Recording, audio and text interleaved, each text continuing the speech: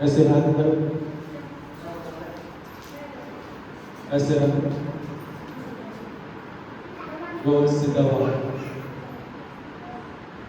सहजता के साथ दबाओ और अपना सारा ध्यान अपनी इसी मुद्रा पे लेके जाओ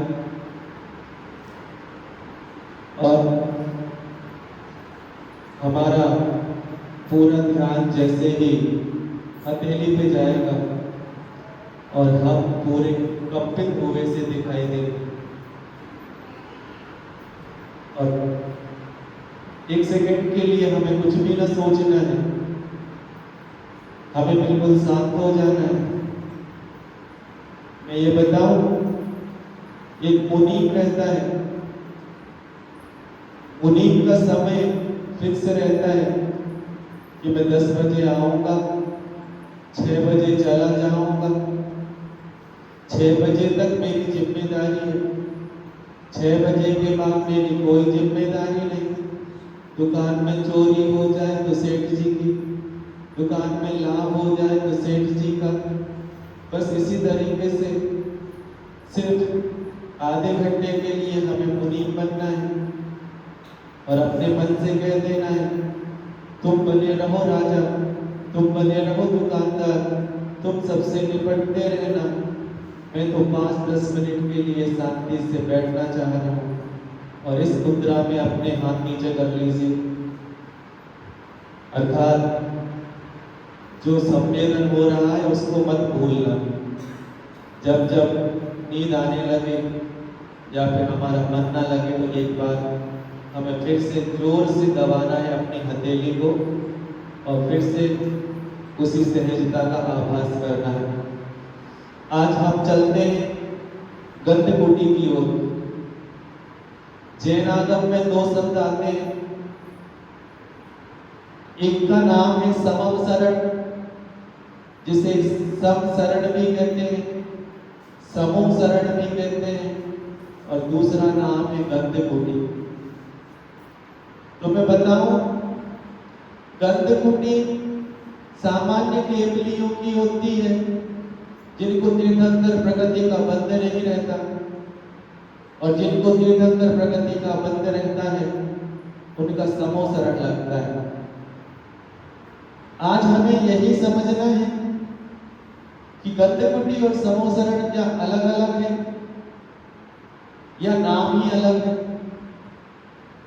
इस तरीके से हम गंधकुटी में बैठे हुए किसी केवली भगवान से आज राजा श्रेणी के बच्चे मेघ कुमार की कहानी तक पहुंचेंगे। आप बड़ी सहजता के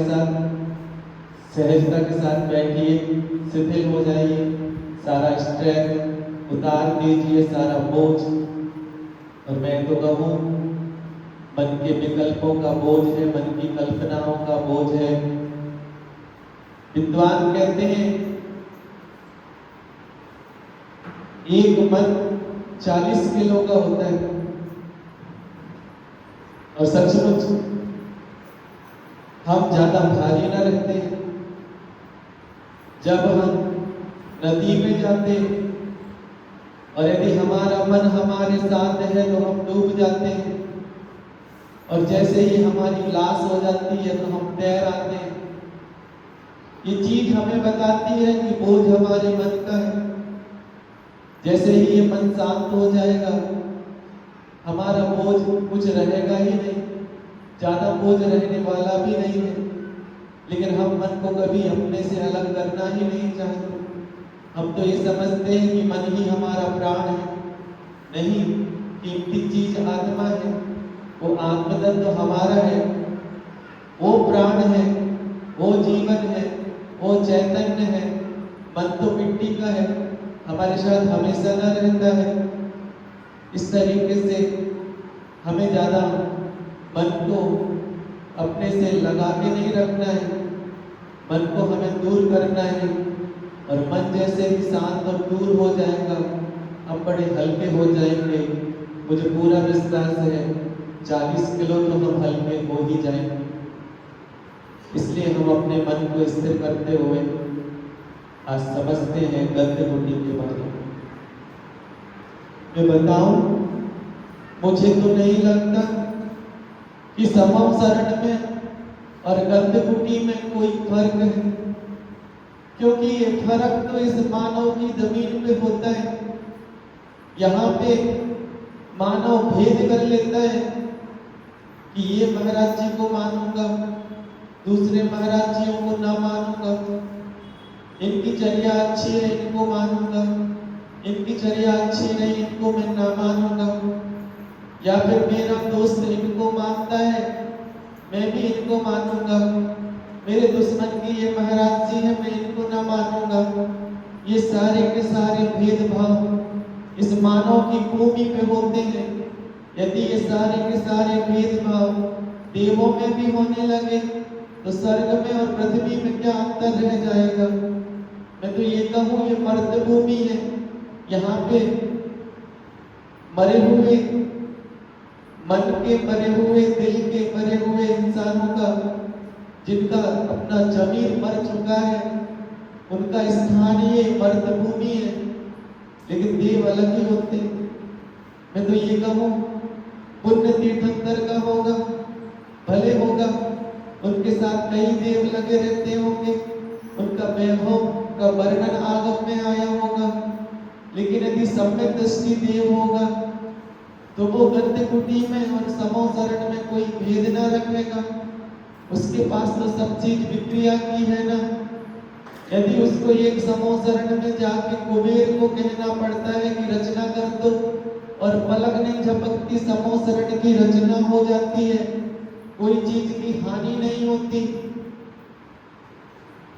तो मुझे पूरा विश्वास है कि सौधर मित्र जैसा व्यक्ति जो अगले भाव में मोक्ष जाने वाला है, वह भेदभाव न करता होगा, वह कुबेर से कहता होगा कि जाओ गंधकुटी का निर्माण करो, और गंधकुटी और समो शरण में भेदभाव ना होता होगा।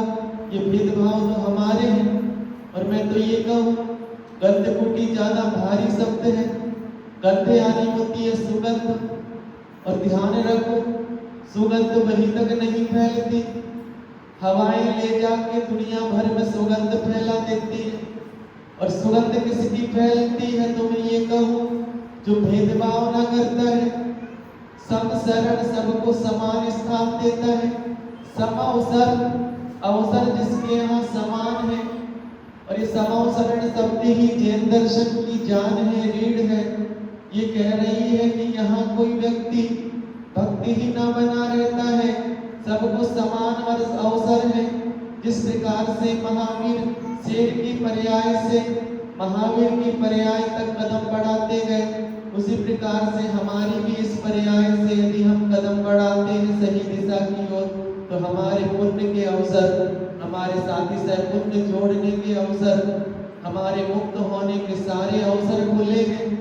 ये शब्द हमसे कह रहा है सम अवसर, सम अवसर न, अर्थात जहाँ पे समान सबको अवसर है, वहाँ पे ऐसा नहीं है कि कोई व्यक्ति अवतारवाद से भरा हुआ हो।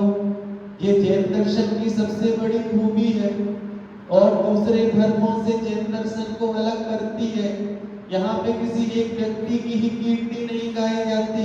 यहाँ तो नमो हरिहंताणम कहते हैं, नमो महावीर नहीं कहते, नमो महावीर नहीं कहते, नमो पार्श्व नहीं कहते। यहाँ तो नमो अरिहंताणम की ध्वनियाँ निकलती हैं, यहाँ नमो लोए सर्वसाहुणम की ध्वनियाँ निकलती हैं।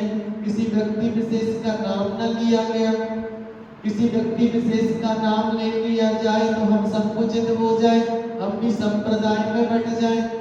लेकिन नहीं, हमारे भगवान को ये उचित नहीं लगता, हमारे अनेकांत सिद्धांत को ये रास नहीं आता।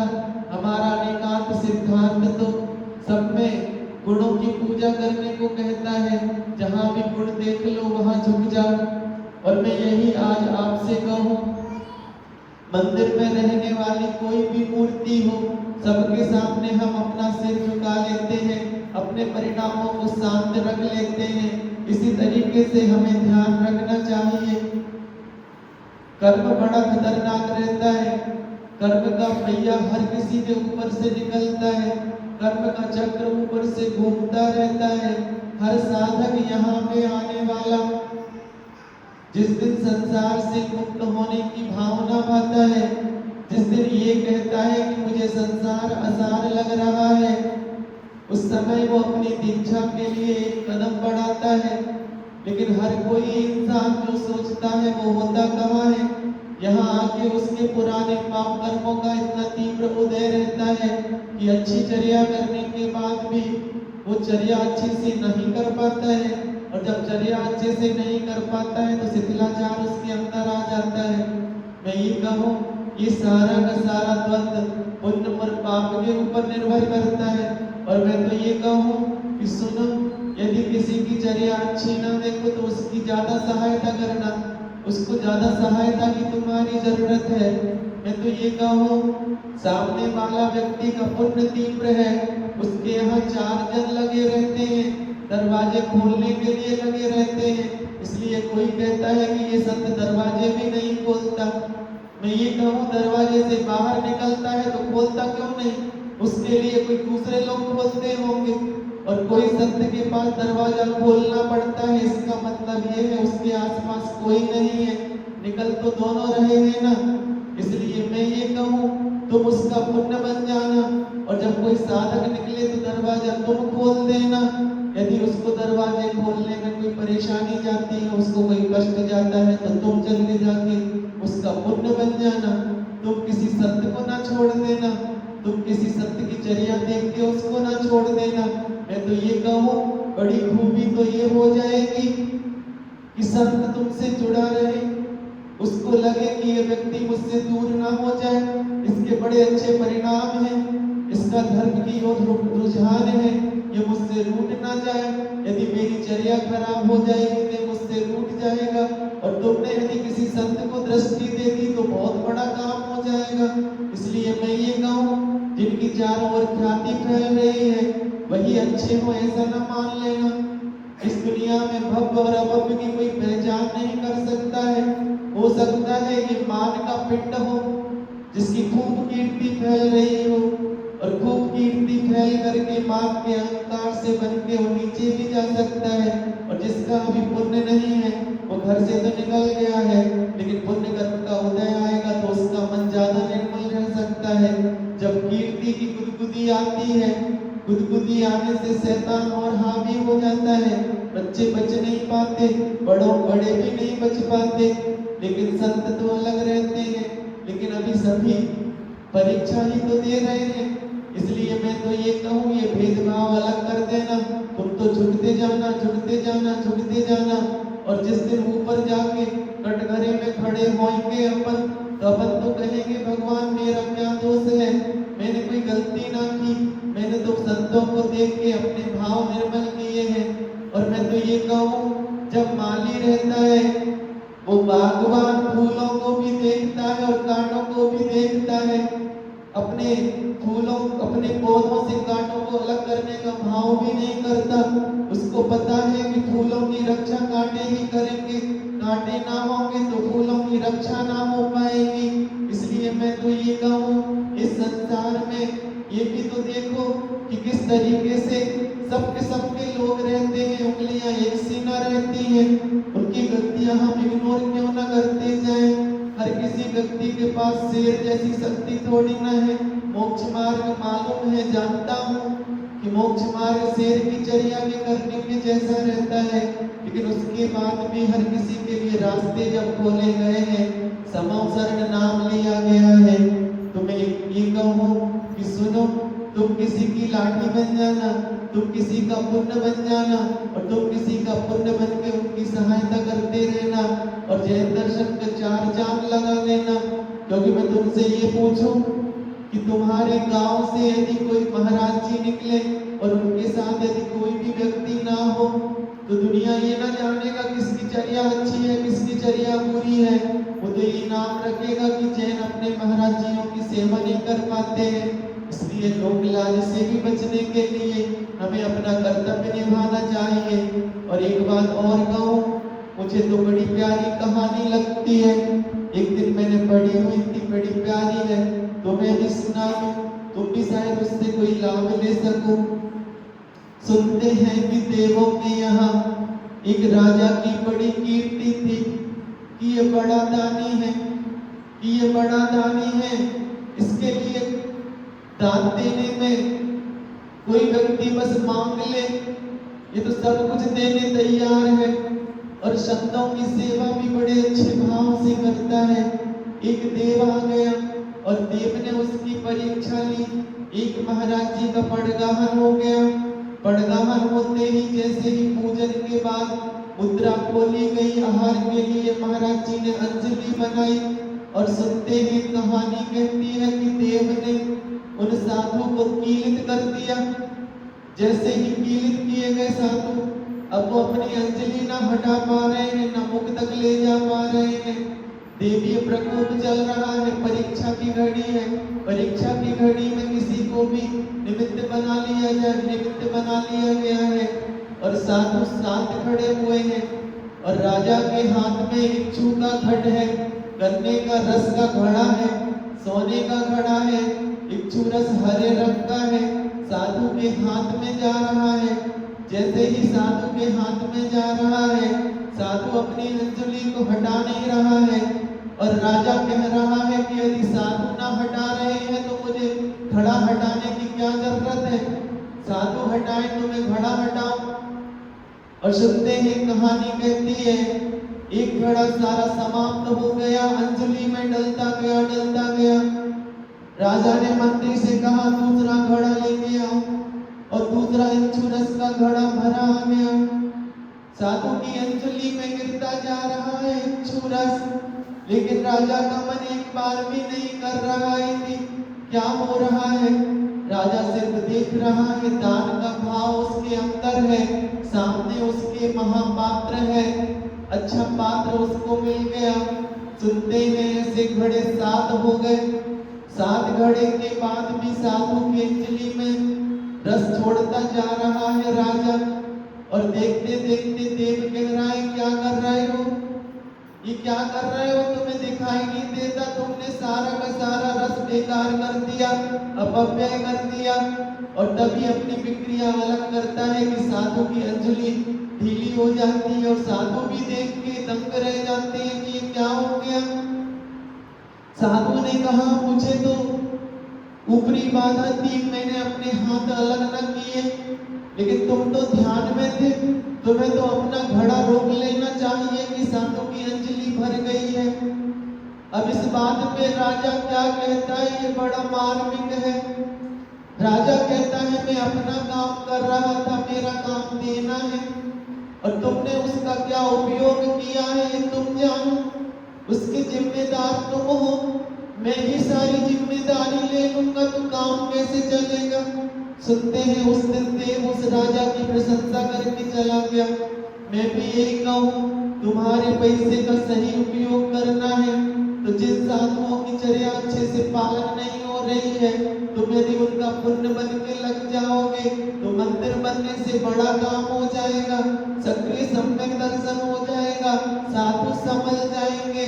साधुओं के लिए सुनते हैं 8 गुणों में से सम्यक दर्शन का एक उपगुहन गुण भी होता है, स्थितिकरण गुण भी होता है। स्थितिकरण गुण में हमें खुद ही गुरुओं का तो ये कहना है हम तभी फल दे सकते हैं जब हम धूप खाएं। यदि कोई पेड़ धूप ना खाए तो छाया भी नहीं दे सकता, लेकिन हम छाया देना तो चाहते हैं, लेकिन हम धूप खाने से डरते हैं। मैं तो ये कहूँ कि धूप जो खाएगा वही छाया देगा। जिसको बुराई का डर ना होगा, 4 बातें सुनने से जो न डरेगा वही धर्म कर सकता है। और इस बार कुछ अलग से हटके करके दिखाओ। हटके करने के लिए कोई गड़बड़ियां नहीं करनी है, सम्यक दृष्टि के लक्षणों में थोड़े गहरे उतरो। थोड़े से हम जैसे ही गहरे उतरेंगे हमें समझ में आएगा कि समाचरण गंधकुटी में हमने भेद करके रखे। मैं तो ये कहूँ सौधर मित्र एक पल के लिए भी देर न करता होगा। जब सौधर मित्र के पास विक्रिया से सब काम करना है तो आदेश देता होगा कि गंधकुटी भी स्वर्ण के सोने के सिंहासन से कम न बने, गंधकुटी में भी 8 प्रातिहार रहे, क्योंकि भगवान के 8 प्रातिहार हो जाते हैं। केवल ज्ञान होते ही 8 प्रातिहारों में कोई कमी न करता होगा इंद्र। इसलिए मैं तो ये कहूँ कि छोटे से कमरे की कल्पना ना कर लेना गंधकुटी में। गंधकुटी भी समूसरण जैसी भव्य रहती है। और मैं तो एक बात और कहूँ, केवल ज्ञान होने के पहले पूरी की पूरी 64 रिद्धियां हो जाती हैं केवल ज्ञान के साथ। इसलिए अक्षीण महालय रिद्धि भी है। अक्षीण महालय रिद्धि वह है कि अपने आप जितने भी श्रावक आते जाएं, उनको बिना ही घसापसी के कोई ऐसी बाधा ना जाए। शांति से आके सारी दुनिया भी बैठ जाए, सारा विश्व भी बैठ जाए, चक्रवर्ती की कई अक्षौणी सेना भी बैठ जाए, तो भी जगह कम न पड़े, ये उनकी रीति है। इसलिए हम यदि गंधकुटी का नाम लेते हैं तो छोटे से कमरे की कल्पना न कर लेना। पहले के श्रावक भी ऐसे न रहते थे कि तुम प्रवचन शुरू करो, मैं आ रहा हूँ। पहले के श्रावक तो पहले से आके बैठ के चातक पक्षी जैसे बैठ जाते थे कि स्वाति के नक्षत्र का कोई एक कण मेरे अंदर आ जाए, सीप बन के बैठ जाते थे। सीप बड़ी प्यारी है, जैसे ही स्वाति नक्षत्र आता है सीप भले नीचे हो लेकिन तुरंत भाग भाग के ऊपर आ जाती है कि मेरी सीप के अंदर यदि एक छोटा सा पानी भी आ जाए तो निर्माण हो जाएगा, मोती बन जाएगा। पानी की कीमत क्या है? पानी की कोई कीमत नहीं। और सीप के अंदर यदि मोती आ गया, पानी की वो बूंद आ गई और वो मोती बन गया तो लाखों करोड़ों नहीं, मणियों की कोई कीमत नहीं होती है, दाम लगाए जाते हैं, अनमोल है वो। इसी प्रकार से मैं तो ये करूं कि वहां पे चातक पक्षी बन के, सीप बन के बैठे ही रहते हैं पिपासु की भगवान तुम्हारी दिव्य ध्वनि कब फिरे, और उससे इतना स्नेह करते हैं, उनको लगता ही ये वाणी नहीं है, ये औषधि है, जन्म जरा मृत्यु का इससे रोग मिटने वाला है, लेकिन वो रोग अनादिकाल का है, एक बार में न मिट जाएगा। गुरुओं का कहना है कि औषधियों को जितने बार घोटा जाता है, जितने बार घोटा जाता है, जितनी फुट दी जाती है उतनी ही मजबूत औषधियां हो जाती है। इसलिए मैं तो ये कहूँ, वही बात फिर कानों में पड़ जाए, कोई संत आके हमको 2 बातें सुना दे, हमें बड़ी पिपासा के साथ उनकी बात को सुनना चाहिए और सुनना ही न चाहिए, उनकी बातों को आत्मसात करना चाहिए। इसलिए मैं क्यों बताऊं कि मेरे समूह शरण में इतने लोग थे, मैं क्यों बताऊं कि इतनी आरिकाएं थी, कितने महाराज थे। इसलिए गंधकुटियां तो कई रहती है, गिनती ही नहीं रहती। और मैं ये क्यों बताऊं कि कितने लोग थे, मैं तो ये बताता हूँ कि असंख्यात लोग भी न थे, अनंत लोग थे, क्या दिक्कत है हमें। इस प्रकार से गंधकुटियों का ज्यादा वर्णन इसलिए नहीं आता कि सारी चीज बता दो तो काम खत्म हो जाता है। एक व्यक्ति मुझसे आके पूछने लगा, महाराज स्वर्गों की बड़ी चर्चा आगम में है, नरकों की भी बड़ी चर्चा आगम में है, सिद्धालय की ज्यादा बात क्यों न बताई जाती। मैं उससे यही कहूँ, तुमसे यदि ये कह दूं कि जाओ स्वर्ग में 32 देवियां मिलती हैं, खाने के लिए 56 भोग मिलते हैं, तो तुम कहोगे महाराज जी बस 32 ही मिलती हैं। यहाँ तो 32 क्या 100 शादियां हो जाती हैं महाराज जी, वहाँ 32 मुझे नहीं चाहिए, और यहाँ पे मैं हर दिन नई नई डिश बना के खा लूंगा। इसलिए मैं तो ये कहूँ कि तुम्हें बताना ही बेकार है। इसीलिए मैं तो ये कहूँ कि स्वर्ग के बारे में थोड़ी सी चर्चा कर दी जाए, मोक्ष के बारे में तो मैं कुछ ना बताऊंगा। इसलिए ना बताऊंगा कि तुम्हारी ललक तभी तक रहेगी जब तक वहां कोई चीज दिखाई न देती। तुम्हारी स्थिति भी अलग किस्म की है। सुनते हैं एक महिला टोकरी लेके जा रही थी, टोकरी लेके जैसे ही जा रही थी, सेठ जी ने कहा अरे ऐसे जा रही हो थोड़ा ढक लो इसको, और सेठ जी के कहने से उसने टोकरी ढक ली। गलियों से निकल रही थी, 4 लोग सामने आ जाते हैं, मन चले, कहते हैं क्या ले जा रही हो भाभी? उन्होंने कहा बेटा कचड़ा ले जा रही हूँ। विश्वास नहीं हुआ, अरे कचड़े को ले जा रही हो, मखमल के कपड़े से ढक के ले जा रही हो। सुनते हैं उसने कहा अरे क्यों परेशान कर रहे हो, विश्वास भी तो किया करो, मैं कचरा ही ले जा रही हूँ। सुनते हैं लोगों को विश्वास ना हुआ, बड़ी लाइन लग गई देखने के लिए, और जहां फेंकने को हुई उसने मखमल का कपड़ा उतारा और जैसे ही फेंका उसमें गोबर था, गैया का गोबर लेके जा रही थी। सारे लोग सोच रहे थे कि नहीं भैया कुछ लेके जा रही है, छुपा के जा रही है, कुछ अच्छी चीज होगी। बस ऐसी ही स्थिति हमारे मन के साथ रहती है, जो उसको मिल जाता है वो पसंद ही नहीं आता है, जो मिलता नहीं है वो उसको पसंद आता है, यही स्थिति बन जाती है। इसलिए मैं कहूँ कि मैं अपनी गंदकुटी के बारे में तुमसे ज्यादा क्यों कहूँ, मैं तो ये कहूँ समोसरण से फीकी न थी गंदकुटी मेरी। और मैं तो ये कहूँ गंदकुटी का मतलब ही है कि वहां पे इतनी खुशबू आती है, खुशबू आती है, और लेकिन खुशबू की तो एक सीमा रहती है। लेकिन मैं ये कहूँ भगवान की वाणी की कोई सीमा नहीं है। सबसे ज्यादा गंध सुगंध फैलने का काम शब्दों को आता है। यदि किसी के मुख से अच्छी बात निकले तो जल्दी के जल्दी वायरल हो जाती है। इस तरीके से आप तो अच्छी बातें कहो, लोग सुनने के लिए बैठे हुए हैं, लोग तो ऊपर ले जाने के लिए, हवा में उड़ाने के लिए तैयार हैं। और मैं तो ये कहूँ फूलों की खुशबू कुछ ज्यादा दूर तक न जा पाए। यदि हवा अपना काम ना निभाए, और हवा को भी तो अपना कर्तव्य निभाना है, क्योंकि जैसे ही हवा थोड़ी दूर तक खुशबू ले जाती है तो लोग खुशबू का नाम नहीं लेते, लोग कहते हैं खुशबूदार हवा बह रही है। इसलिए हमें ध्यान रखना चाहिए कि ये गंदकुटी कम ना है, ये गंदकुटी बहुत बढ़ के है, और इसमें वही सुगंध है, वही अनेकांत के शब्द हैं। और एक अच्छी बात मुझे अभी याद आ रही है, तुमसे शेयर करता हूं। मैं कहूँ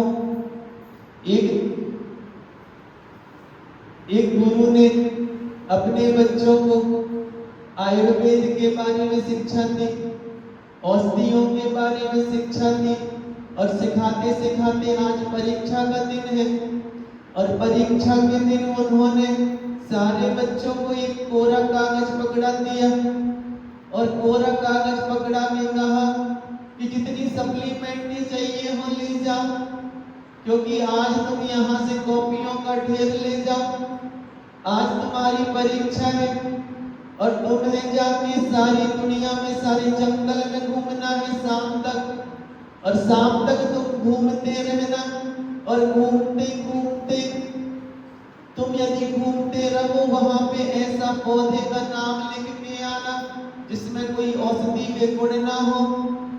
सुनते हैं सारे बच्चे सोचने लगे, इतने सारे पेड़ रहते हैं, जहां जाओ वही पेड़ रहते हैं, वही पौधे रहते हैं। बरसात का समय है, बरसात में तो कई ऐसे पौधे भी आ जाते हैं जो बिना लगाए आ जाते हैं।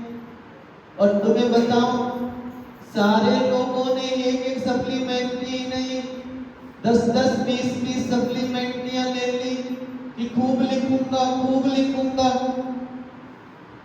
गुरु ने कहा पेंसिल भी ले जाओ, और मैं तो पूरा विश्वास के साथ कहूं कि वहां पे खड़े हर शिष्य ने पेंसिल एक ना उठाई, पेंसिल का डिब्बा ही उठा लिया कि पेपर है सुबह से शाम तक करना है।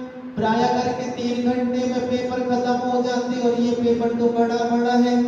सुबह के 6 बजे सूरज की रोशनी के साथ निकलना है, सूरज की रोशनी जब डूबे तब आना है। सारे बच्चे चले, सारे बच्चे सिर से पसीना बहाते गए, लिखते गए, हर एक पौधे का नाम लिखते गए, और आगे आए। गुरु ने सबको आशीर्वाद दिया बराबरी के साथ। एक शिष्य और सबसे पीछे खड़ा है, लेकिन देखा क्या, उसकी कॉपी में कुछ भी लिखा नहीं है। शिष्य ने गुरु के सामने अपनी कॉपी लाके रख दी। जैसे ही कॉपी लाके रखी, गुरुजी गुस्सा होने लगे, ये तूने क्या किया, मैंने तुझे 12 साल पढ़ाया, तूने 12 साल में कुछ सीख भी न पाया। ये तो बता क्या हो गया था, तुझे कहीं चक्कर आ गए थे, तू तो मेरा सबसे होशियार शिष्य है, ये तूने क्या किया, तूने तो कॉपी में एक भी लाइन न खींची। ये बता क्या पेन नहीं चल रहे थे तेरे? ये बता क्या रिफिल खत्म हो गई थी? ये बता क्या हो गया था? जब वो शिष्य बोला तो गुरुजी भी अवाक रह गए। गुरुजी को अवाक रहने की जरूरत नहीं थी, गुरुजी तो परीक्षा ले रहे थे। सारे के सारे जो बच्चे वहां थे, सैकड़ों बच्चे अवाक रह गए। वो शिष्य कहता है, गुरुदेव मैंने सारा जंगल छान मारा, सुबह के 6 बजे से शाम के 6 बजे तक, जब तक सूरज न डूबा मैंने खूब मेहनत की।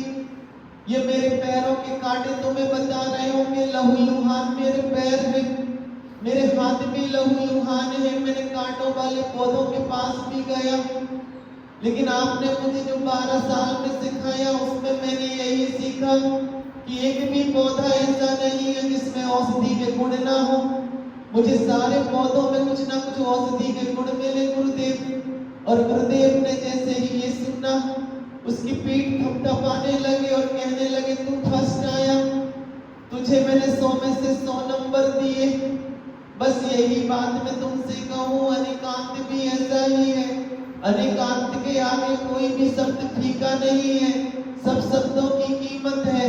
किसी भी व्यक्ति ने कोई बात कही हो, तुम उसको सिद्ध करने की कोशिश करोगे तो सब सिद्ध हो जाएगा। इसलिए महावीर कभी न लड़े, महावीर को वाद विवाद आता ही ना था। महावीर तो अपनी बात रखते थे और अपनी बात रखने के पहले सबकी बात सुनते थे और सबकी बातों में से जो सही अर्थ निकलता था उसको सेट कर लेते थे। मैं तो यही कहूँ, समस्या कोई ज्यादा बड़ी नहीं रहती। यदि मैं तुमसे पूछूं NOT नॉट लिखा हुआ है, इसको बिना मिटाए यस करना है, कर सकते हैं हम, बड़ा आसान है, कुछ ना करना, हमें ED जोड़ देना है और E और D जोड़ते ही नोटेड हो जाती है चीज। नो से यस कैसा किया जाता है ये अनेकांतियों को खूब आता है। मैं तो ये कहूँ, सम्यक दृष्टि भी वही है जिसके मन में कभी उथल पुथल ही न मचती, जिसको किसी की बात फीकी ही न लगती। वो उसी शिष्य जैसा है जो अपनी कोरी कॉपी लेके आ गया। वह भी अपना दिमाग बड़ा कोरा रखता है, वह अपने पास लॉजिक लगा के ध्यान रखता है कि मैं कौन सा काम कब कर रहा हूँ। उसको अपने किसी काम पे अफसोस नहीं होता। वो किसी को अपना वकील न बनाता है कि मैंने ये काम गलत कर दिया, तुम क्षमा करा देना। वो इतना साहसी रहता है कि मैं भगवान से मिलूंगा सीधे, वही हाई कोर्ट में जाके अपनी बात कहूंगा कि ऐसे कैसे निर्णय दे रहे हो, मेरे मन को तो पढ़ लो, मैंने किस परिस्थिति में काम किया हुआ है। इसलिए मैं तो हमेशा कहूँ, अपने मन के पास आंसर रखो। मन के पास आंसर रहेंगे तो मन ही हमारा एनकाउंटर करता रहता है, मन भी हमें इमोशनल ब्लैकमेलिंग में फंसाता रहता है। और तुम अपने पास यदि आंसर रखोगे तो तुम्हें उससे कोई हानि ना होगी, तुम्हारे मन में एक तरंग ना उठेगी। लेकिन हम जब देखो तब तरंग मन में उठाते ही रहते हैं, बहुत सी हमारी धारणाएं बनी रहती हैं, हम उस धारणा के अनुसार ही काम करते हैं। लेकिन हमें ध्यान रखना चाहिए, हर जगह एक सी धारणा काम ना करेगी। हम कोई मशीन नहीं है, हम कोई मशीन नहीं है कि एक सा कपड़ा ही बुन के आ जाए। हम इंसान है, इंसान अलग अलग है, हर व्यक्ति अलग अलग कलाओं का धनी है। इसलिए हमें समझना चाहिए, किसी को कम ना समझना और बन सके अपनी बैसाखी लगा देना। मैं तो ये कहूँ, बांस मुझे बड़ा प्यारा लगता है और बांस को हम जैसे ही सुनते हैं उससे शब्द झनकृत होता है। यदि हम कुएं के अंदर जाके, विहीर के अंदर जाके, किसी खाली स्थान में जाके यदि एक बार कहे बांस बांस बांस, तो शब्द पलट के आएगा बॉस बॉस बॉस। और मैं तो ये बताऊं, मैं ये कहूं कि बांस को कला आती है कि बॉस बनने की। बॉस कैसे बना जाता है तुमने कभी देखा होगा? बांस कभी अकेला ना मिलेगा, झुरमुट में मिलेगा। 10 बांस एक साथ मिलेंगे, साथी मिलेंगे। वो ये कला सिखा रहे हैं कि तुम अपनी ही बात ना करो, तुम अपनी बिल्कुल बात ना करो, तुम दूसरों की बात करो। तुम दूसरों की बात करोगे, दूसरे ध्यान से सुनेंगे, उनका सम्मान बढ़ जाएगा। इसलिए मैं तो ये कहूँ, बॉस बनना है तो बॉस के जैसे काम करने लगो। बांस कभी भी रहता है इस दुनिया में, हर एक कोई भी चीज हो जमीन के अंदर जाती है, कई गुनी बढ़ के आती है, लेकिन एक बांस ऐसा है जो जमीन के अंदर जाता है और गीला गीलापन महसूस करके इतना नरम दिल रहता है कि बांस को जब बाहर निकालो तो आधा बांस काट के फेंकना पड़ता है, क्योंकि यह वो बांस है जो किसी की सहायता करने के लिए गया है। जो छोटा सा पौधा है जिसे हवा आज ही गिरा देना चाहती है, यदि बांस ना हो तो कोई पेड़ ना बन पाए, लेकिन बांस अपना जीवन खत देता है, खराब कर देता है, खत जाता है नीचे से, और 1 साल बाद, 1 महीने बाद, 2 महीने बाद जब बांस को गीले पानी से निकालो तो खत जाता है, लेकिन वह पेड़ को इतनी मजबूती दे के आ जाता है। मैं तो यही कहूँ, तुम भी सबको मजबूती देना शुरू करो। मैं तो यही कहूँ, तुम कुछ ऐसा काम करो जो दूसरों के काम आए, दूसरों के काम आके जो खुशियाँ मिल जाएंगी वो साक्षात यही भगवान बनने का सुख देंगी। कल भगवान हम बने ना बने कोई बात नहीं, मैं तो ये कहूँ कि यदि कहीं पे अपने पैसे जो है हमें ब्याज ना मिले, यदि कोई व्यक्ति ये कह दे कि तुम्हारे पैसे जितने ले रहा हूँ उतने ही तुम्हें देने का वादा कर रहा हूँ, तो बहुत बड़ा काम हो गया। पंचम काल में ब्याज के बहाने मूल भी नहीं मिलता। इसलिए मैं तो ये कहूँ, जो महापात्र हैं, जैन संत हैं, जिन्होंने दीक्षा लेके रखी है, उनकी तुम मदद कर देना। हर किसी व्यक्ति के पास इतना साहस नहीं रहता कि शिखर जी की वंदना ना करे। विद्यासागर जी सिखलाते थे कि बेटा तुम्हें हमने तीर्थ बना लिया, अब तुम कभी तीर्थ यात्रा का विकल्प न करना, क्योंकि तीर्थ यात्रा जहाँ करने जाते हैं वहाँ पे गृहस्थों का आना जाना ना रहता है, गृहस्थों के घर नहीं रहते हैं, तुम्हें किसी गाड़ी को लेके जाना पड़ेगा, तुम्हें किसी को संगपति बनाना पड़ेगा। लेकिन हर किसी का मन चंचल रहता है, वो कहता है कि मैं जब गृहस्थ था तब मैं बड़ी बड़ी यात्राएं करता था, अब मैं साधु बन गया, मैं शिखर जी की यात्रा क्यों ना कर लूं। और जब शिखर जी की यात्रा करेगा, तुम यदि यात्रा करा दोगे तो सहजता से हो जाएगी, और तुम जब यात्रा ना कराओगे तो उसको एक गाड़ी लेनी पड़ेगी, किसी से 4 लोगों को रखना पड़ेगा, फिर उसको विकल्प होगा कि पेट्रोल डला दो, इन लोगों के खर्चे उठा दो, फिर तुम्हें लगेगा कि साधु अच्छा नहीं है। मैं तो ये कहूँ, तुम बांस बन जाना उस समय, और बांस बन के अपनी थोड़ी सी धन संपत्ति जो है उसको लगा देना, और उसको लगा दोगे तो 4 चांद लग जाएंगे। हमेशा ध्यान रखना, कुएं में पानी तुम्हारे निकालने से कम ना हो जाएगा, जितना जमीन का स्तर है उतना पानी फिर से भर जाएगा। ये हमें चीज अपनी समझ के बड़े सहज बन के सबकी मदद करने का जो भाव रहता है वह हमें सपने दृष्टि बना देगा। और मैं तो ये कहूँ कि मेरे देव थोड़ा सा भी समोसरण में फर्क न समझते होंगे, उनको न अरिहंतों, उनको न तीर्थंकरों से मतलब है, न किसी से, उनको तो अपनी सेवा से मतलब है, और वो तो खूब कमा लेते हैं, खूब कमा लेते हैं। भगवान के यहाँ बंदर बाट चलती ही नहीं है, यहाँ तो हर किसी को उसी समय में खूब दे दिया जाएगा। इसलिए मैं तो ये कहूँ, मेरी गंध कुटी लगी हुई है तीर्थंकर भगवान की, और उस तीर्थंकर भगवान की गंध कुटी में हम सारे जाके बैठ गए, और हम जैसे बैठे हुए वैसे ही भगवान की दिव्य ध्वनि फिरने लगी, और भगवान बता रहे हैं, कह रहे हैं, सुनो, 2 लोग रहते हैं, एक बादल रहता है, एक सागर रहता है, दोनों में बड़ा अंतर है। बादल को मेघ कहते हैं, मेघ काले भी होते हैं, सफेद भी होते हैं, जैसे ही पानी का परिग्रह रख लेते हैं मेघ काले हो जाते हैं। पानी चुराया है ना, नीचे से समुद्र से ही चुराया है, जगह जगह से चुराया है, नदियों से चुरा लिया है, नदियों का मीठा पानी चुरा लिया है, रख लिया है, भर लिया है, और जैसे ही अपनी चीज, दूसरों की चीज जो उठाई थी वो दे देते हैं, सफेद हो जाते हैं। और सागर है, सागर नदियों का मीठा पानी अपने अंदर रखता जाता है, रखता जाता है, रखता जाता है, निकालता ही नहीं, किसी को देता ही नहीं, इसलिए मीठा पानी खारा हो जाता है। भगवान की देशना फिर रही थी, वहीं पे भगवान की देशना फिर रही थी। तभी हमने नियम लिया, संकल्प लिया कि भगवान अनंत दंड में मन न लगाऊंगा, परिग्रह परिमाण की ओर आऊंगा, जितने में अपना काम बन जाएगा उससे ज्यादा न रखूंगा। और तभी हमारे मन में आया कि महाराज आपने मेघ शब्द का नाम सुना, आपने मेघ शब्द का नाम कहा। और मेरी दादी कहती थी कि एक मेघ कुमार किसी मुनि का भी नाम है, भगवान मुझे उनकी कोई कथा सुना दो ना। तुरंत ही भगवान बड़े खुश हो जाते हैं, भगवान के चेहरे से अमृत फूटने लगता है। कहते हैं सुनो, मैं तुम्हें मेघ कुमार के बारे में बताऊं।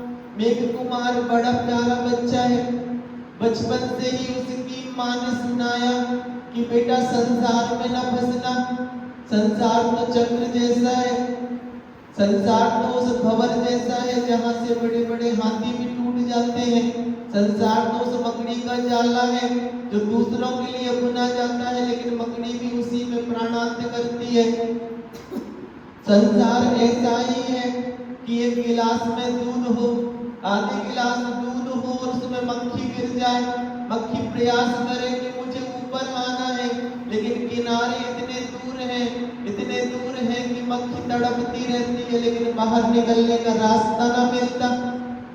जब माँ ने ऐसी लोरी सुनाई, और वो माँ सब कोई जानता है, उस माँ का नाम, उसके पिता का नाम श्रेणिक था और माता उसकी चेलना थी।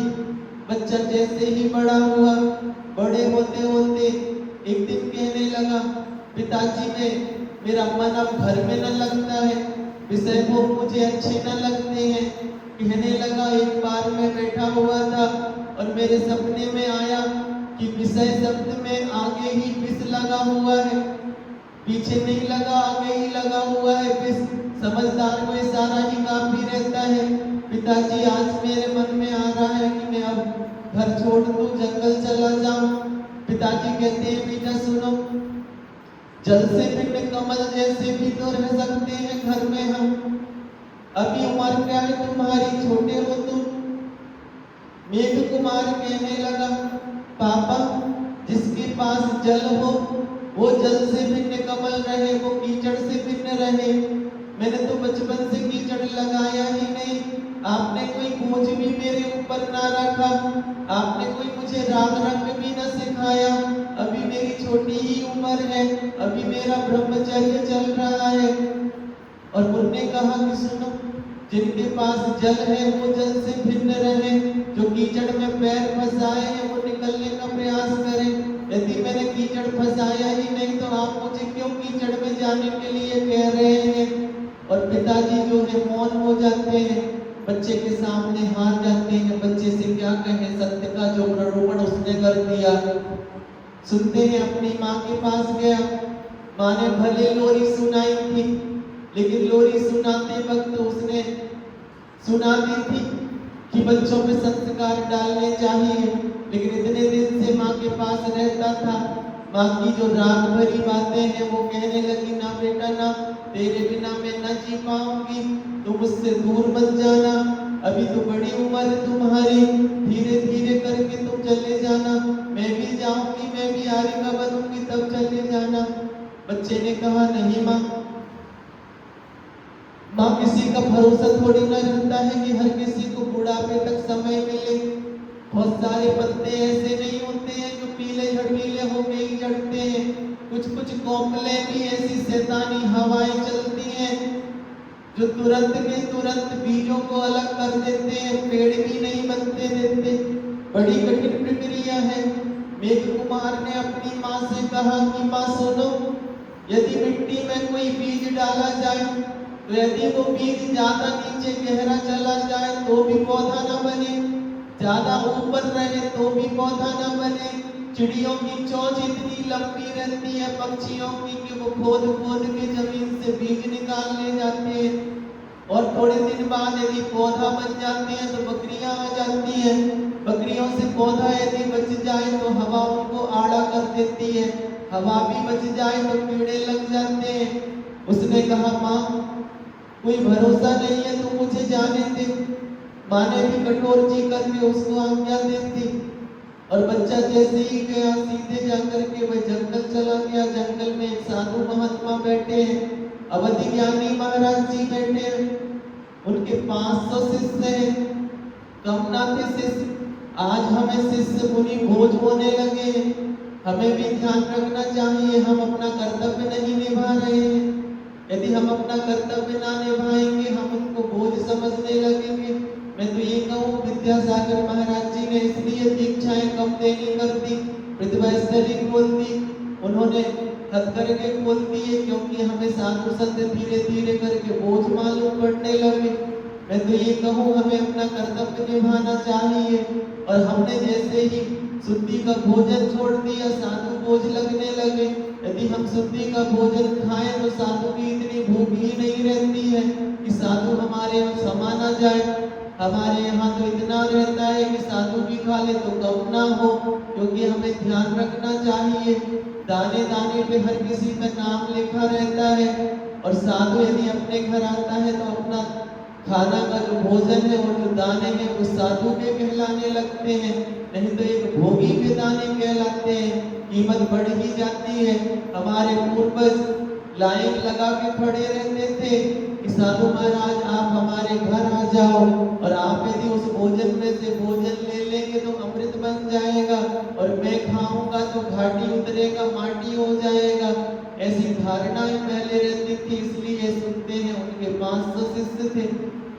500 शिष्य एक साथ रहते थे, चर्या अच्छी पालन करते थे, अपने आप में बड़े मधुर थे, किसी में भी झगड़ा ना होता था, मनमुटाव ना रहता था, क्योंकि कोई देखता ही नहीं था। सब आंखें बंद करके अपना काम करते थे। सारी खराबी देखने की है, हम सामने देखते हैं, कर्म हमसे कहता है देखो देखो देखो, फिर देखने के बाद हमारा मन कहता है कि ये तो अच्छा है, ये बुरा है, इसकी चर्या अच्छी है, इसकी बुरी है। तुमने दृष्टि ही क्यों खोली? सबसे बड़ा अपराध तो हमारा है, दूसरों का अपराध नहीं है। दूसरे तो कर्म के वशीभूत होकर काम कर रहे हैं, उनपे तो कर्म का व्यंतर चढ़ा हुआ है, लेकिन तुम तो स्वस्थ थे, तुमने इन पलकों का उपयोग क्यों ना किया? इसलिए उनके गुरुओं ने कह के रखा था, पल के लिए ही खोलना है। कौन क्या कर रहा है किसी को नहीं देखना है, सबको अपनी अपनी कॉपियां लिखनी और अपनी अपनी कॉपियों में खुद ही नंबर देने हैं। ऐसे वो साधु बैठे हुए थे वहां, 500 शिष्यों में 501 नंबर का शिष्य ये बन गया और सामने जाके दीक्षा ले ली। आचार्य श्री बड़े अच्छे थे, बड़े मीठे थे, उनको किसी का शिष्य न चुराना था, उनको किसी का बेटा न फंसाना था। उन्होंने सबसे पहले पूछा, बेटा सबकी अनुमति लेके आए हो कि ऐसे ही आ गए हो? उसने कहा, महाराज मैं मम्मी पापा की अनुमति लेके आया हूँ। और फिर गुरुदेव ने उसको दीक्षित कर दिया। दीक्षित करते ही वह बड़ा भोला था, बड़ा सज्जन था, बड़ा सहज था। ठंडी का समय है, उस समय सारे महाराज गुफा में बैठते थे, गुफा में ही लेटते थे। और मैं तो ये कहूँ, रात में जागते रहते थे, लेकिन जागने के बाद भी ये प्रमाद कभी कभी आ जाता था तो पल भर के लिए ही एक करवट से लेट जाते थे। और होता ये था, ये सबसे छोटा महाराज था और ये सोचता था कि सब जितने बड़े बड़े महाराज हैं उनको ठंडी ना लगे, क्योंकि पहले गुफाओं में दरवाजे ना होते थे। दरवाजे लगाने पे एक उपवास का फल विद्यासागर जी ने बताया था कि सुनो, पहले दरवाजे बंद करने का प्रायश्चित ग्रंथों में एक उपवास का फल लिखा है। मैं बताऊं, विद्यासागर जी ने धीरे से बताया, सुनो, यदि मैं तुम्हें हर दिन एक उपवास का फल दरवाजे बंद करने में देने लगूं तो तुम्हें भोजन ही न मिलेगा। और फिर आचार्य श्री कहने लगे, सुनो, उस समय इसलिए दरवाजे बंद करने का एक उपवास का फल मिलता था कि गुफा के दरवाजे बड़े बड़े होते थे और उन गुफा पे पत्थर रखने के लिए कोई छोटा पत्थर एक व्यक्ति ना उठा पाएगा, 4 लोग मिलके उस पत्थर को रखेंगे और तुम्हें पता होगा छोटी छोटी छिपकलियां रहती हैं, छोटे छोटे सांप के बच्चे रहते हैं, छोटे छोटे मेढक रहते हैं, उचकने का काम जिनका है, जिनका स्वभाव ही है चंचलता, वो तुरंत आके तुम देख ना पाए और चारों लोगों ने मिलके वो पत्थर रख दिया। यदि तुम्हें डर लगता है तभी पत्थर रखोगे, शेर से डरोगे, जानवरों से डरोगे तभी पत्थर रखोगे। लेकिन पहले के साधक ऐसे रहते थे, उनको किसी चीज का भय ही नहीं रहता था। इसलिए भय नहीं रहता था कि जिसकी चोरी हो जाए उसको डर लगे, और शरीर भी अपना नहीं है, आत्मधन अपना है, वो कोई चुरा नहीं सकता। उनकी ऐसी धारणा थी, इसलिए वो कभी दरवाजा न लगाते थे। कभी दरवाजा लगाया तो एक उपवास का फल उनको गुरुजी देते थे। तो मैं तो ये कहूँ कि उस गुफा में कभी दरवाजा न लगा।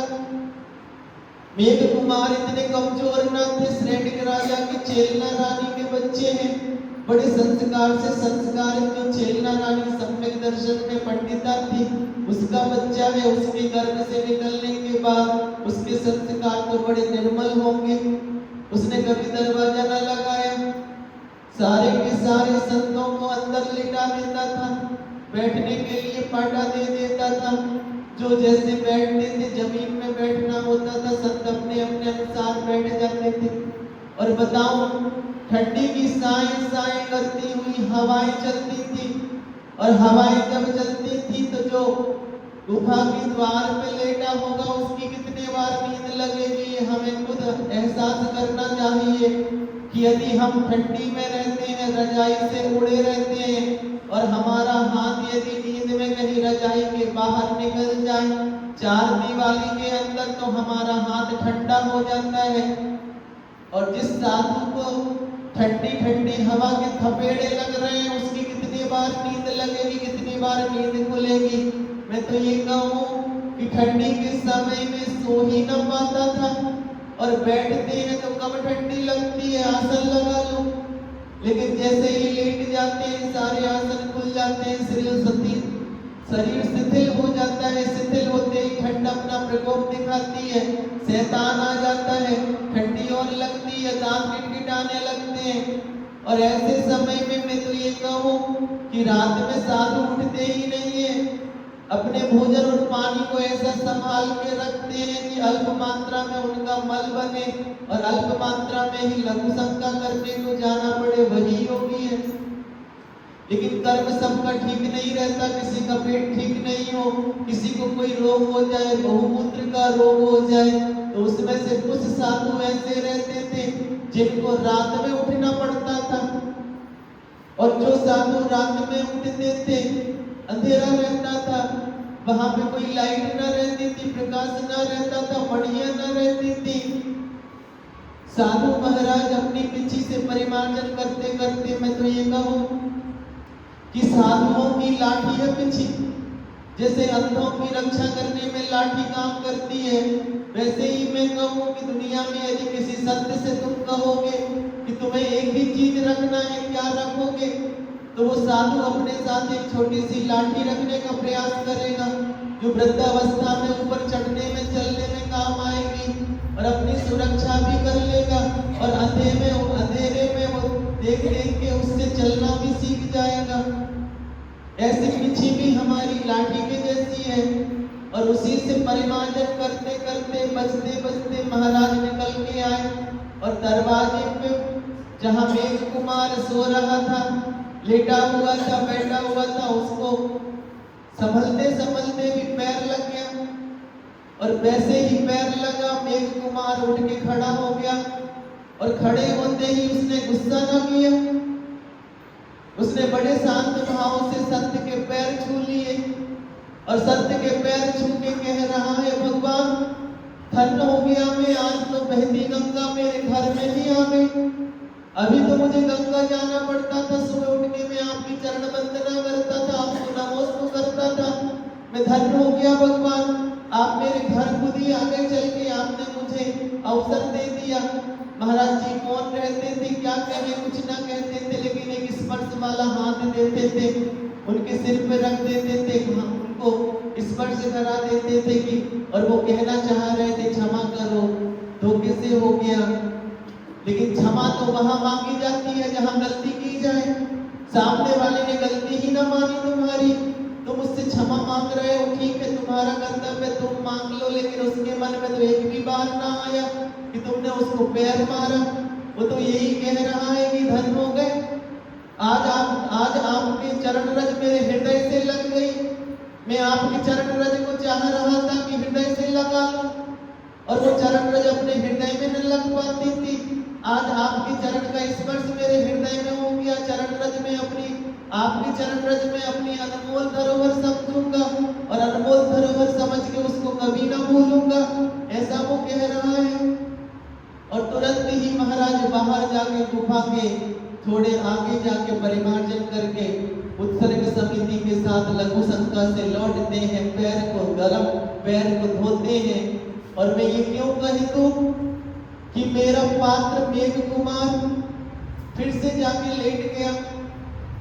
वो लेटने वाला नहीं है, वह इस बार लॉटरी खुलने वाली है उसकी, ऐसी वो प्रक्रिया में लगा हुआ है। उसको लेटना नहीं है, बल्कि वो ये सोच रहा है कि मैं 8 वर्ष अंतर्मुहूर्त बाद क्यों ना आया, मैं तो लेट हो गया, मुझे भैया व्यक्ति मिल जाए। इस भावना के साथ बैठ गया है और इंतजार कर रहा है कि साधु लघु शंका से लौट के आए और मैं उनके पदरज, उनके पैरों में जो जलकण आ गए उनको अपने हाथों से साफ कर दूं। मैं तो ये कहूँ नैपकिन कभी न लगाना संतों के शरीर से, संतों के शरीर से नैपकिन लगा के नैपकिन क्या एहसास कर पाएगी। तुम उनके चरणों को अपने हाथों से कब छू पाओगे। तुम उनके हाथों को अपने चरणों से छुओ, तुम उनको देखो कि भगवान आपके चरण पूज्य हो गए, मेरे भी ऐसे ही चरण हैं, लेकिन ये पूज्य ना हो पाए। क्या कमी है मुझ में और तुम में। तुम भी उसी माटी के बने हो जिस माटी का मैं बना हूँ। तुम्हारे चरण पूज्य हो गए, मैं पूज्यता क्यों न ला पाया अभी तक, ये तुम्हें एहसास कब होगा।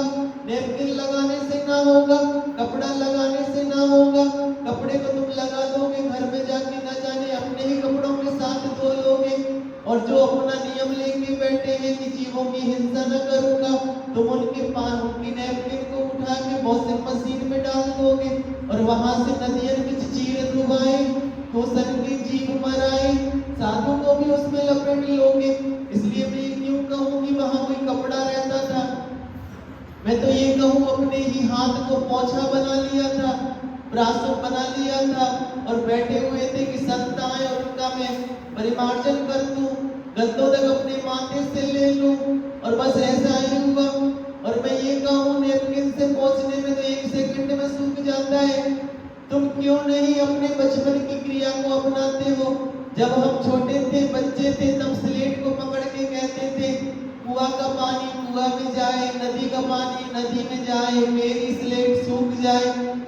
और मैं तो ये कहूँ कि वो मेघ कुमार 10 मिनट तक महाराज जी के पैरों को सहलाता रहता था, और जैसे सहलाता रहता था और आत्मीयता बढ़ती जाती थी, कभी बड़े बड़े महाराज जी छोटी छोटी गलती छोटे छोटे इस मेघ कुमार की देखते होंगे तो इग्नोर कर देते होंगे, उनका ध्यान ही नहीं जाता होगा कि ये वही सत्य है जो रात में मेरी मैया विनती करता रहता है। मैं तो ये कहूँ हर व्यक्ति आपको पढ़ना जानता है, जैसे ही हम उसकी मदद करने लगते हैं वो हमारा अपना हो जाता है। जैसे ही हम उसके संकट बनने लगते हैं, कांटे बनने लगते हैं, सामने वाला व्यक्ति सोचने लगता है कि ये कांटा कैसे दूर हो। तो तुम कांटे बनते ही क्यों हो। कांटे बनने की जरूरत क्या है, अपनी थोड़ी सी हानि कर लो, लेकिन किसी के कांटे ना बन जाओ। कांटे बन जाओगे तो भवों में परेशानी आ जाएगी, और इस भाव में कांटे ना बन के थोड़ी सी परेशानी ले लोगे तो कोई बड़ी बात नहीं है। इतने सारे कर्म कट रहे हैं, 2-4 कर्म और कट जाएंगे। तो मैं ये कहूँ कि आज 12 साल होने को है, और मेघ कुमार हर ठंडी में यही करता है, भैया व्यक्ति में निकालता है, लेकिन आज उसके ऊपर काल का चक्र आ गया है, शैतान की दृष्टि आ गई है, और आज उसका मन पागलपन मार रहा है। कह रहा है मैं राजा का बेटा, जिसने कभी मेरे ऊपर किसी ने अंगुली ना उठाई, ये लोग मुझे लात मारते हैं।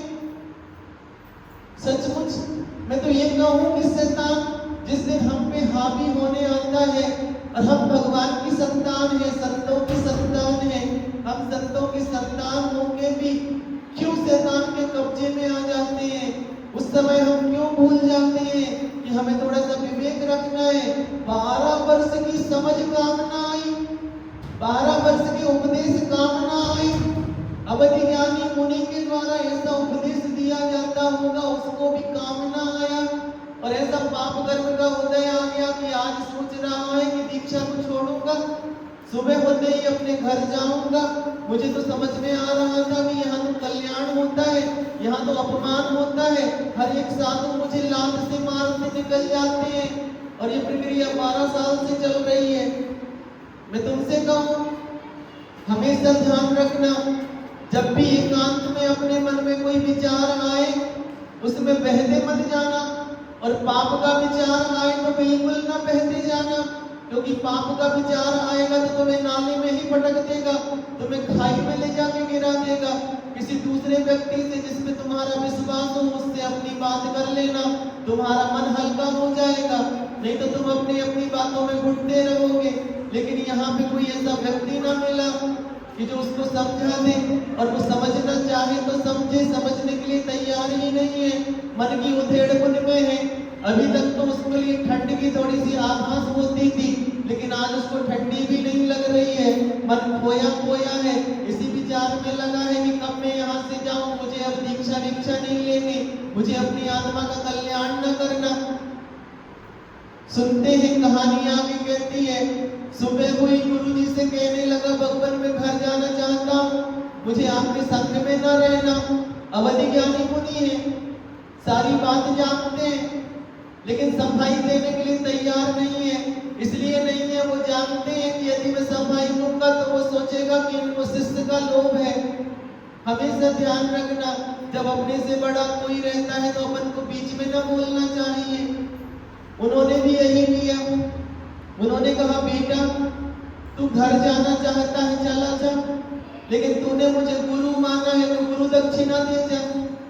सामने वाला बच्चा रोने लगा, कहने लगा भगवान क्या दे दूं, मांग लो आपको जो चाहिए हो।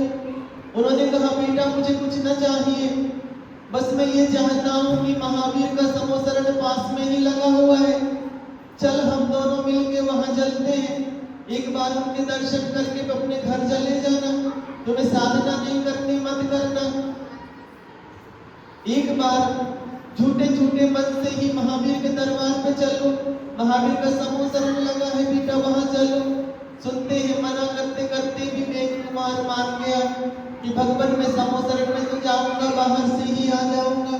उसने कहा बेटा चलो तो जरा चलो तो, और जैसे ही समोसरण के सामने गया, समोसरण के सामने जैसे ही भगवान के दर्शन किए, मानस्तंभ के दर्शन किए, तो गणधर जैसे गौतम गणधर बन गए थे इंद्रभूति, वैसे इसका मन शांत हुआ और कहने लगा चलो इतनी दूर तक आया हूँ, गुरुजी आपकी बात ही मान लेता हूँ, और आपकी बात मान के मैं थोड़ा ऊपर चलता हूँ। और जैसे ही भगवान के समोसरण में गए, भगवान के समोसरण में जैसे ही बैठा, तभी भगवान के मुख से दिव्य ध्वनि गिरी, कहने लगे मेघ कुमार तुम इस भाव से पहले एक हाथी थे, ऐसे वैसे हाथी ना थे, हाथी राज थे, गजराज थे, सारे लोगों से बड़ा प्यार करते थे, सारे लोग तुम्हें भी मानते थे, लेकिन तुमने देखा इस बार वन में अग्नि लग गई, और अग्नि के लगने से दावानल में सारे जानवर जल के भस्म हो गए।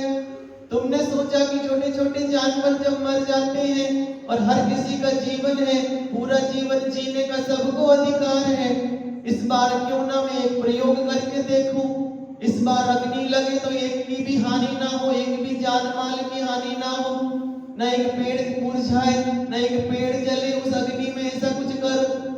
सुनते हैं उसने बड़ा प्रयास किया, अपनी सूंड से पेड़ों को निकाला और ले जाके एक जगह डाल दिया, और जो पेड़ न निकल रहे थे, पास में ही तालाब था, तालाब के किनारे ही उसने ऐसा किया कि वहां से छूड़ से भर के पानी लाया, और पानी ला के पेड़ों में डाल देता, और पेड़ों को हिला हिला के उसने सारा जंगल साफ करके एक बहुत बड़ा स्थान बना लिया। और सब जानवरों से कह के रखा, सुनो जब भी दावा न लगे तो तुम कहीं और न जाना, तालाब के पास मैंने स्थान बनाया है वहीं आ जाना। सारे लोग उसकी बात मानते थे, उससे स्नेह करते थे, उसकी बात को काटते ना थे। सारे लोग आके, सारे जानवर आके, जब अग्नि लगी तो आके इकट्ठे हो गए। और उसी समय हुआ, ये कहानी कहती है कि कोई जगह न बची, सारे जानवर जंगल के वहीं पे आके खड़े हो गए। और देखा तभी हाथी का मन ने कहा कि मुझे थोड़ी सी खुजली चल रही है, और खुजाने के लिए उसके पास पैर ही हाथ है। जैसे ही उसने अपना पैर एक ऊपर किया खुजाने के लिए, और खुजाने के बाद जैसे ही उसने नीचे देखा, देखो अपनी कहानी भी बड़ी अद्भुत है। एक हाथी भी जब पैर रखता है नीचे तो देख के रखता है।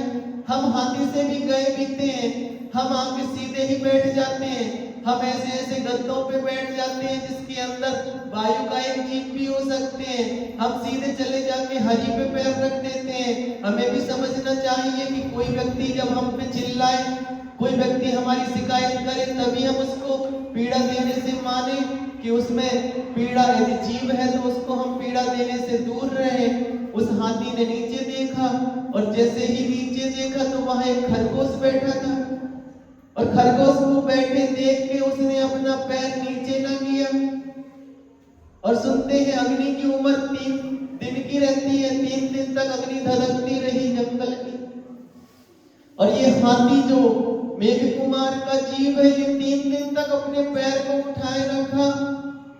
और जैसे ही जंगल की अग्नि समाप्त हुई, और समाप्त होते ही जैसे ही खरगोश अलग हुआ, अब तुम बताओ यदि हम 1 घंटे भी अपने पैर को एक पैर पे खड़े रहे तो हमें चक्कर आ जाए। 3 दिन तक उसने साधना की, एक बार भी उसके मन में नहीं आया कि ये खरगोश क्यों आके बैठ गया, बड़ा दयालु था। और जैसे जैसे जैसे ही वो कहानी सुनाई जा रही है, ये खरगोश की कहानी, हाथी की कहानी किसी और की नहीं, मेघ कुमार की है।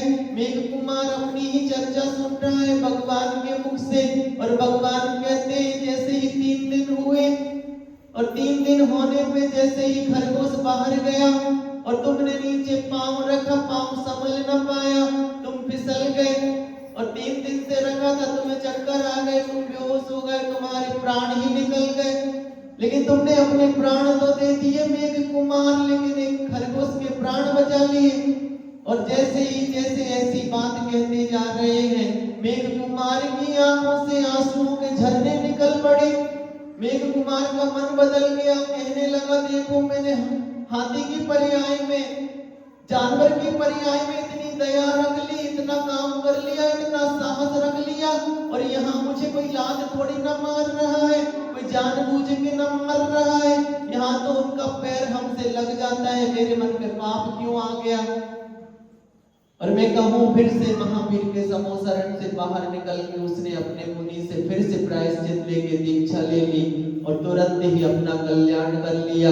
मैं यही कहूँ कि खुद के लिए नहीं, दूसरों के लिए जीना सीख जाओ। भगवान यही काम करते हैं, सम्यक दृष्टि का यही काम है। इतना ही काम कर लेंगे तो कल्याण का मार्ग हमसे दूर नहीं है। अपने लिए नहीं, अपनों के लिए जीना सीख जाओ तो अपना काम बन जाए। और हमेशा ध्यान रखना, अपना किसी को न समझना, सबको अपना समझना, क्योंकि अपना और पराया का भेद यदि कर लिया तो भी घाटा है। बड़ी कठिन पढ़ाई है, बड़ी कठिन परीक्षा है, इसलिए बड़े खूब के कदम रखने हैं। फिर भी आज से ही प्रयास शुरू करो। और अपन जैसे ही आने लगे तो सभी गणधरों ने, जो गंधकुटी में बड़े बड़े मुनि बैठे थे, उन्होंने मिलकर एक मंत्र गाया। वो मंत्र मैं आपके सामने रखूं, आप उसको सुनो। ओम जीम श्री पद्म प्रभवे, ओम ह्रीं श्री चंद प्रभवे, ओम ह्रीं श्री पूज प्रभवे, नमो नमः, नमो नमः।